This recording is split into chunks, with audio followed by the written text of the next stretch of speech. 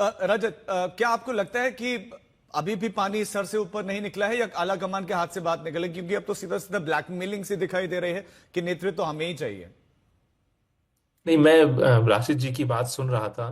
तो जो आपके चैनल में जो टिकर चल रहे हैं, जिस तरह की बातें कही जा रही हैं दोनों पक्षों से, अगर कोई वही पढ़ ले तो आपको मालूम चलेगा कि ये कोई छोटा मोटा विषय नहीं है कि ये कार्यकर्ता नाराज है कि उसके नेता को उचित पद नहीं मिल रहा है। ये तो बीच से फाक हुई है कांग्रेस की, और वो आदत है।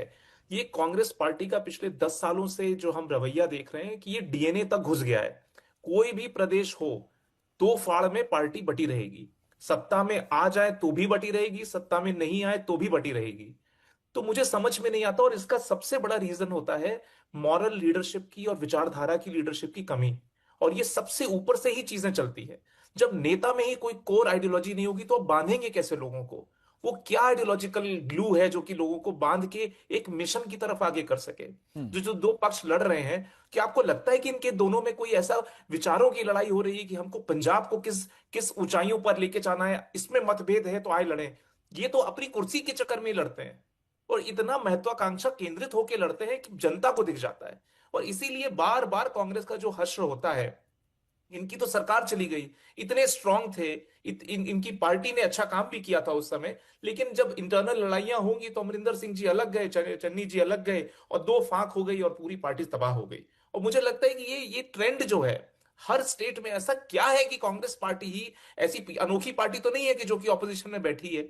ऐसा क्या है कि पूरी पार्टी हर संभव प्रदेश जितने भी हैं भारत भर में, हर जगह दो हिस्सों में बटी हुई है? आप कुछ तो इंटरनल एनालिसिस होना चाहिए ना कांग्रेस पार्टी का, कि ऐसा क्या होता है, क्या हमारे नेतृत्व में इतनी कमी रह जाती है कि हम लोगों को एक मिशन के अराउंड हम ओरिएंट ही नहीं कर पाते, उन लोगों को एक एक पंक्ति में खड़ा ही नहीं कर सकते। तो ये राहुल गांधी को सोचने का विषय है, जो कि वो सोचेंगे नहीं। ठीक है। उनको लगता है ऐसी चलती हैं पार्टियां।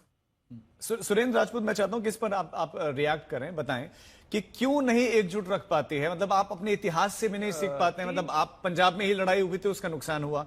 आप बीजेपी से ही क्यों नहीं सीख लेते कि वहां पर भी, इसमें कोई दौरान की असहमतियां होती हैं, लेकिन वो ऐसे सार्वजनिक मंच पर नहीं आ पाती जैसे कांग्रेस में खुले तौर पर दिखती है कि हाँ कुर्सी चाहिए, कुर्सी की लड़ाई।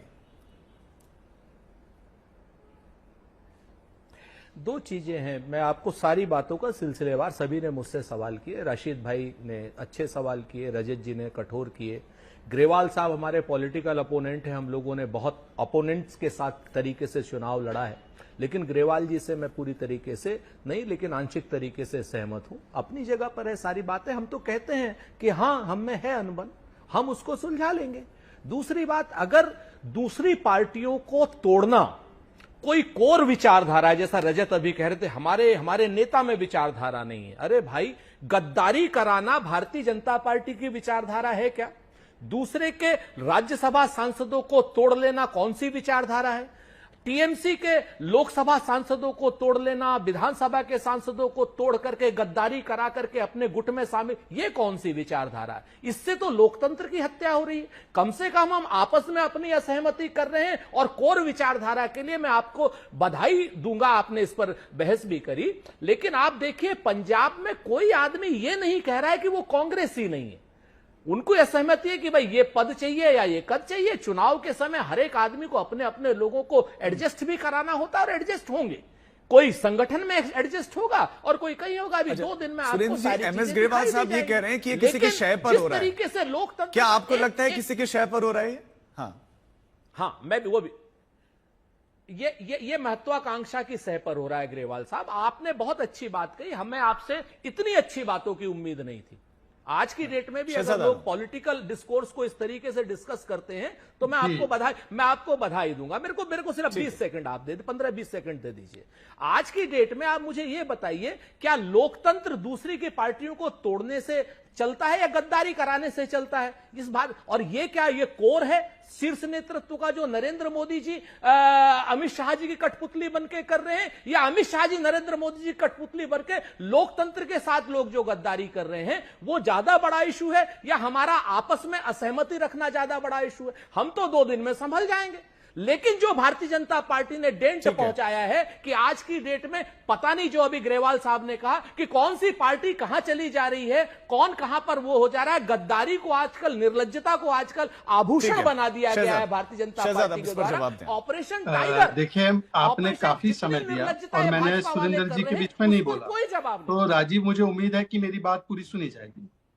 राजीव जी, विचारधारा की कमिटमेंट ये होती है कि 4 तारीख को 2 बजे तक डीएमके के साथ भाई तू मेरा भाई तू मेरा भाई, और रात को 8 बजे टीवीके के साथ। कमिटमेंट टू विचारधारा ये होती है कि जिस समाजवादी पार्टी ने कहा कि इमरजेंसी सबसे काला अध्याय था भारतीय लोकतंत्र का, उसी समाजवादी पार्टी को मिलके फिर कभी चिरकुट भी बोलना, छुटवैया भी बोलना और एक दूसरे के साथ गठबंधन करना। कमिटमेंट टू विचारधारा ये होती है कि जिस आम आदमी पार्टी को गाली देते थे कि ये संविधान के खिलाफ है, उनके साथ 24 में गठबंधन भी कर दिया। और जब ओम प्रकाश मेरी बात होने दीजिए, मां बहन की गालियां दी आपको। राजीव जी ऐसे नहीं हो सकता। मां बहन की गालियां, 2 मिनट ओम प्रकाश राजभर, बीच में इंटरप्ट नहीं किया। Rajiv this is not right, please उनको सुनिए। कैबिनेट मंत्री है राजीव जी, ये ठीक नहीं।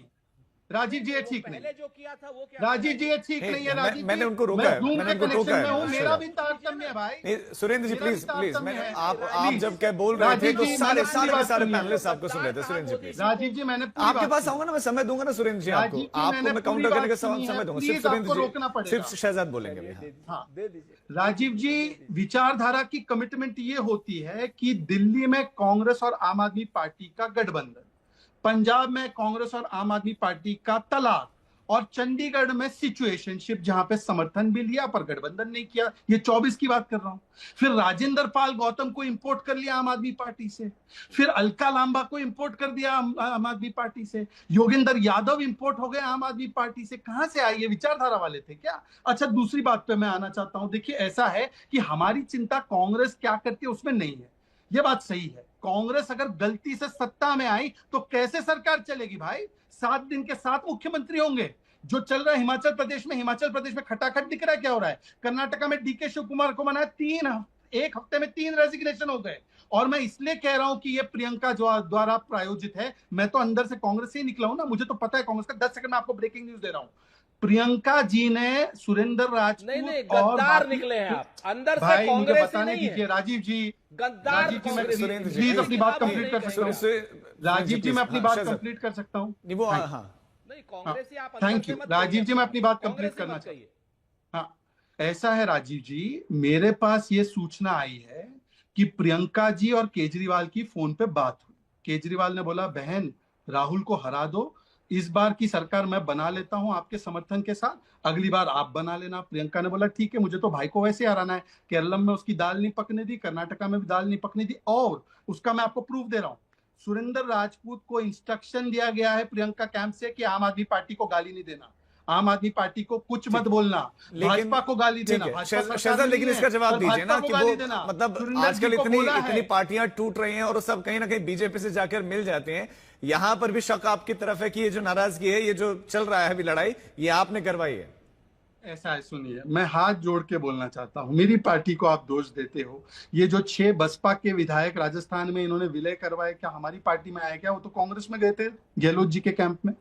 अच्छा चलिए, मुझे बताइए कि अगर हम कर रहे हैं तो नाना पटोले ने शरद पवार जी की पार्टी पे कट्टा रख के बोला, शरद पवार जी पार्टी का विलय करवा दो। अधीर रंजन ने कट्टा रख के ममता बनर्जी की पार्टी को बोला, ये 60 विधायक हमें विलय करवा दो। फिर सोनिया गांधी के जनपद के द्वार पे आए, विलय करवा दो। ये तो ऑपरेशन विलय चला रहे हैं। ठीक है, हम तो ऑपरेशन नहीं चला रहे, ये ऑपरेशन विलय चला रहे हैं।